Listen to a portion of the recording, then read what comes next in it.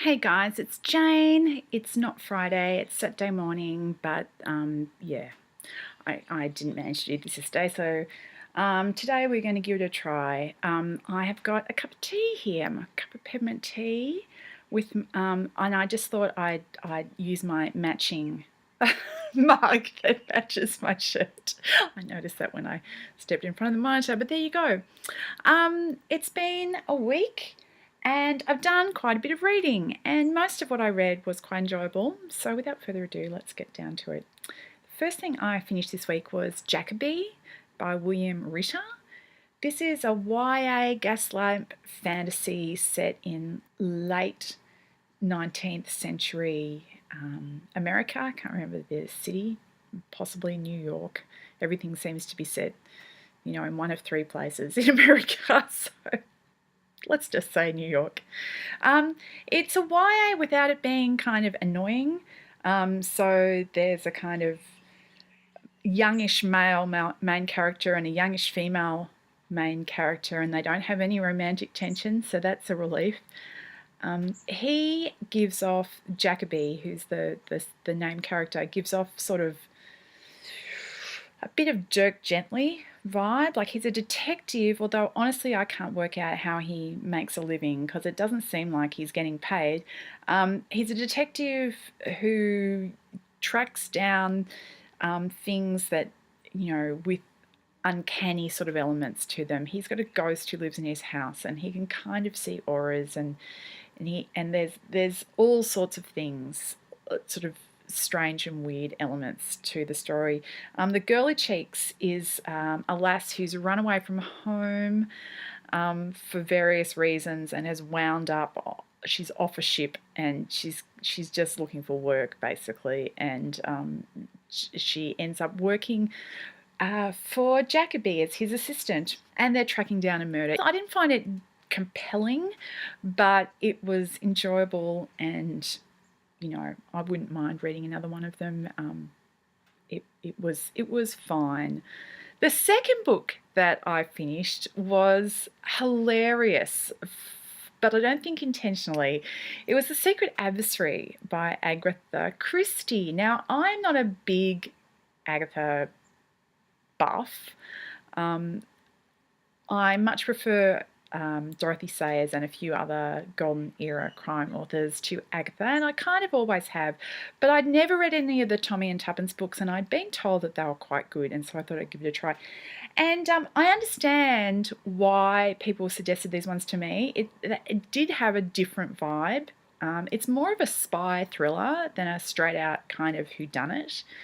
But the politics in this one is bananas. So it's set post World War One, and that's quite significant. In the setting is really quite important, because there's this thing that happened in the dying days of the war, and there's this document that has gone missing, and now agents of foreign powers are trying to get their hands on this document because I think it's going to embarrass the British government. And Tommy, who is a demobbed Tommy, and Tuppence, who's his childhood friend from his same village, they run into each other, and she's been laid off work that she was doing during the war, and both of them are down their luck, and they decide they're going to advertise as adventurers, i.e. they will just do anything for money, like anything. And they're devising this plan, and they're overheard, and somebody offers work to them, and they get drawn into, by this ridiculous series of coincidences, get drawn into this conspiracy. But the thing about the book that was so bananas is the politics. I mean, I kind of expected some of the kind of just straight out nationalist racism, where, there's a dastardly Russian who seems to be at the back of things, and but the classism was hilarious. Like, not hilarious, it was terrifying. Like, it was so blatant. Like, and the whole point of the story is that if this actual document the details of which are never explained. If this actual document about an actual deal that the British government entered into or attempted to enter into during the war came to light, the understanding is that it would bring down the government. And therefore, the patriotic duty of all right-thinking Englishmen is that they need to make sure this document never falls into the wrong hands. There is no question that, obviously something ridiculously bad was proposed, but that is not the issue. The issue is that, we need to make sure that this information doesn't fall into the wrong hands. Anyway, it's well paced and all that sort of stuff, and it was a fun read. But every so often, I'd just come up and say, "I can't believe they just said that."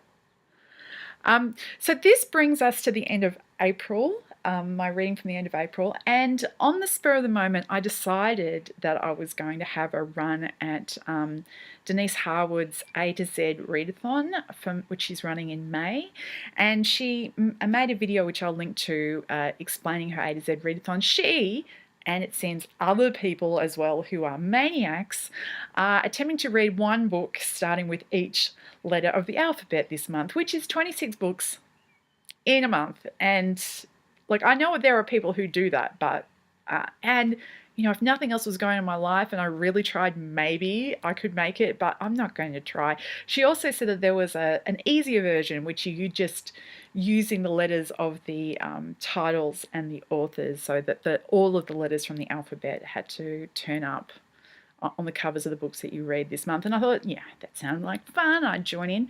So the first two books that I have read in May, which will count towards my lettergraphs, which I'll put up my progress at the end of the video, The Essex Serpent by Sarah Penny, which was kind of creepy, actually.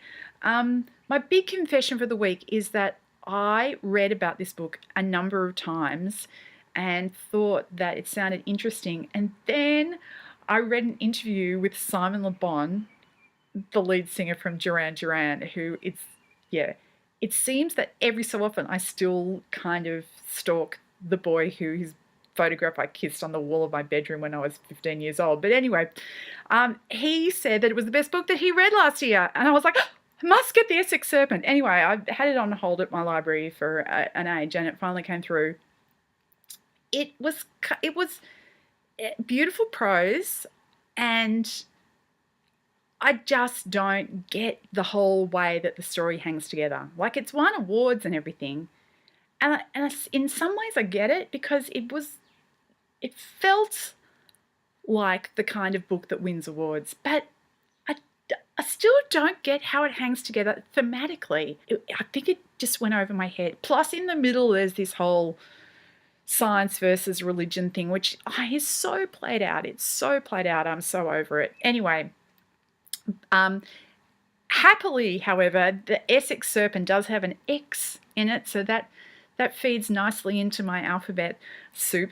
And the final book that I finished this week was Dark Orbit by Carolyn Ives Gilman. There's a V, so you got to love that. Plus a triple barrel name, so extra letters there.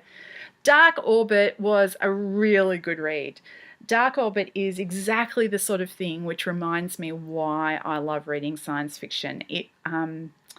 It's a thought experiment with really interesting characters. It's sort of a first contact story. It's got a whole bunch of stuff about epistemology. It's got the theory of how you know stuff, how do you know that you know something. Plus, it's got this sort of really interesting take on dark matter, dark energy, and theory of gravity and stuff. It was a really fun read, and it's got this kind of trick ending, which I'm clearly not going to tell you what it is, because it's the ending. And it's the kind of thing that in a lesser book, it might have really pissed me off. But in this one, I actually really enjoyed it. Now, clearly I'm a Neal Stephenson fan, so I maybe am more tolerant of open endings than your everyday reader. But yeah, no, I really, really enjoyed Dark Orbit. Which brings us to what I'm reading at the moment, and I looked at all the letters that I had yet to cover, because it's 2 books with, you actually cut out quite a lot of the alphabet, but I didn't have a Z, and I haven't really been feeling that great lately, and I thought a reread was in order, and so I have picked up, hang on, where is it? Zodiac by Neal Stephenson. I've only got a couple of chapters in, but it's such a good tale.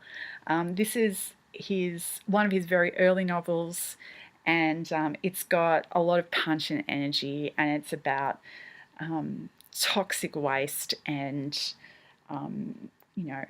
getting back at polluters, and apart from the fact that we've got a crazy businessman who's running for president in it, which would never happen. It's a bit dated, but still very enjoyable. That's what I'm reading at the moment. I'd love to hear what you guys are up to. I hope you're all well, and I'll talk to you later. Bye.